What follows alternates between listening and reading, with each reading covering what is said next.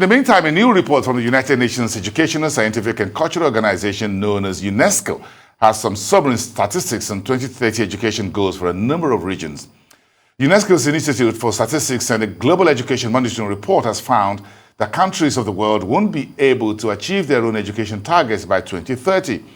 For instance, Sub Saharan African countries won't be able to meet their Sustainable Development Goal 4, SDG 4, of ensuring inclusive and equitable quality education and lifelong learning opportunities for all by the year 2030. And with those sobering data or statistics, joining me to discuss that further is Robert Omotunde. He is the Chief Investment Officer at Afrinvest Asset Management Limited. Good to see you in the new year. Welcome. Bright and early. Put it there. Okay, let's start with education. Education is the bedrock of everything. You know nothing, you do nothing. You are what you know. That's how the saying goes. So is the budget allocation for education spending one of the main bullet points to achieving this goal set out by countries in Sub-Saharan Africa? Yes, absolutely. I believe so. I mean, we talk about human capital, talking about education and health, and education is very central when you're looking at the quality of human capital. So when your population is not educated, it means that there is absolutely nothing you can benefit from that population. An uneducated population is a useless population, so to speak. And that's one of the issues that most of the countries within the Sub-Saharan African countries have been facing. The fact that we have low budget to education.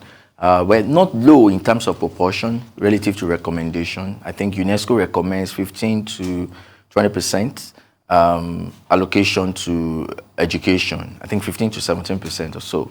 Allocation is there much to about education. the allocation of whether the money actually go to education? Africa. Or it just got frittered away somewhere. Africa has its own peculiar issues, right? A peculiarity in terms of mismanagement of funds, siphoning public funds, or even allocating funds, so to speak, funds meant for education and not actually used for what they are meant for.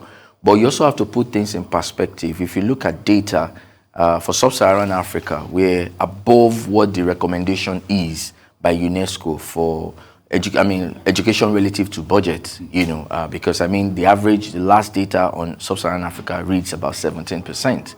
But most African countries, of course, Nigeria is not there. I think our spending on education is just about 7% of our budget.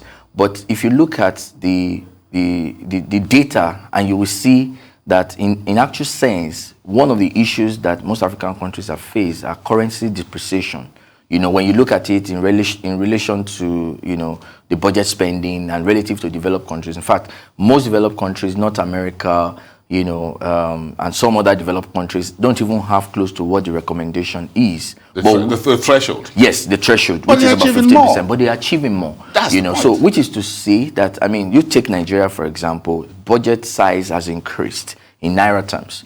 But when you bring it down to dollar, you find out that the amount you're spending is actually much lower because of currency depreciation. So those are some of the issues that African countries still have to grapple with.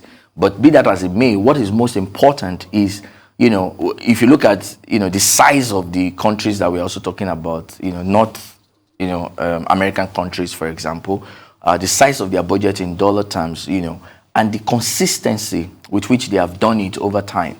If in the last financial year or fiscal year, you're spending 5% of your budget and you're building schools, it's almost certain by that the next fiscal year you're not building schools again, in quotes. You can deploy the funds to much more critical projects. So those are some of the issues that Africans. So if we're lifting 100 million people out of poverty, as the mantra goes, education is as the backbone. Absolutely, yes or no? Absolutely. There's no how you can lift people out of. When you educate your population, what you're doing is you're increasing their thinking capacity. And yes, that's what you're doing.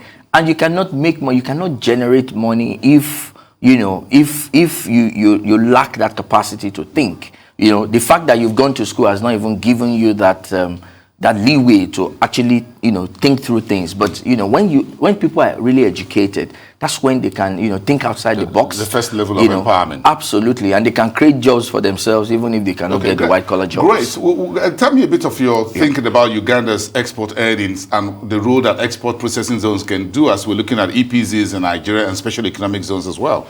Well, I think for Uganda, if you look at their current account balance over time, you've seen that it's been in the deficit.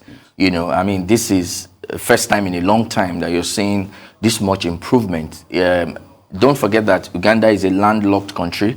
For that reason, they have to actually leverage on, the partnerships they can get within the neighboring countries. Yes. What free trade zones allow you to do is for you to be able to attract more people to your country by removing all of those restrictions that, would normally exist. And for a country that is landlocked, they possibly want to, make it more accessible for other people. The news just came out yesterday that they've got India now as part of the avocado market. Absolutely. That's huge. That's huge for them. They're just moving avocado to India. Given the population of India. Almost 1 billion. Absolutely. Plus. No, it's about 1.3 billion, actually. Give me that for avocado, and I'm a multi-millionaire. Absolutely. Absolutely. Just exporting avocado. So it's the right thing to do, which also speaks to what most other African countries need to start doing, which is that, what they have done is to make it easy for exports to thrive within the borders of we have Uganda. just about a minute to wrap up on Egypt and the Sukuk bond offering. That's the way to go, isn't it? For a sovereign nation, other bond offerings. How does that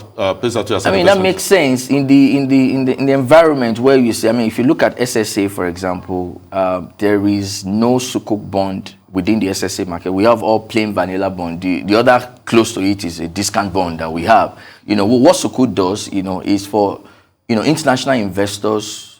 Particularly, these are some of, ethical products that we find around, yes. For those who want to actually benefit from investment in USD denominated assets, who could not because their principles negate any interest. Sukuk happening within the Sub Saharan space and championed by Egypt, which is predominantly an Islamic country, I believe, is one of the welcome ideas. Then it helps to deepen the market the more.